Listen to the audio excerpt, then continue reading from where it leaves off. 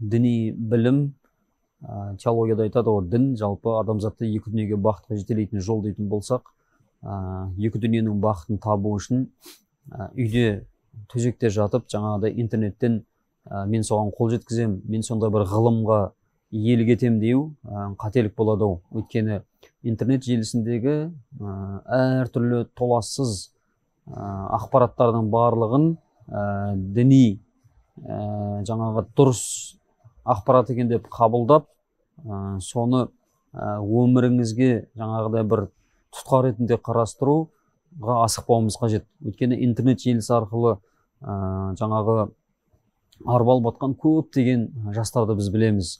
Жоғарғы мектеп класындағы оқу орындарында студенттер, колледждегі студенттердің түсіп қалған жағдайлары өте көп осы интернет желісі арқылы. Оның ішінде телеграм каналдары, әсіресе қазіргі кезде ВК каналдары арқылы, сосын YouTube жабық каналдары бар, осыларға тіркелу арқылы бейресми болмаған, шетелдік болған интернет жаңағы көздерден діни ақпарат алуға біз шақырмаймыз.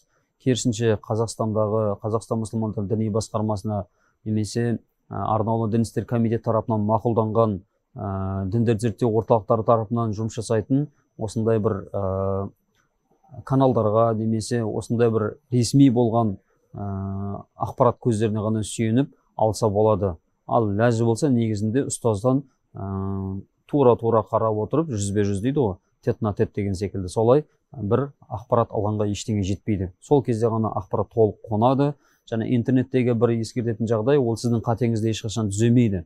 Ол жазылып қойылған нәрсе, сіз дұрыс нәрсе болса да интернеттегі, сіз дұрыс түсінбей қалуыңыз мүмкін. Өйткені ұстаз жоқ арада түсіндіріп, сізге ара-жігін ашатын, сіздің қателігіңізді айқындап беретін ұстаз болмағаннан кейін, кейбір кезде ондай фактілер де болған. Интернеттегі дұрыс ақпаратты тыңдап, бірақ тыңдаушы тарап дұрыс түсінбей адасуға кеткен. Ондай жағдайлар да бар. Сондықтан қысқасы біз ұстаздан жүзбе-жүз сабақ алуға ниетіңіз болса, солай әрекет етуге шақырамыз.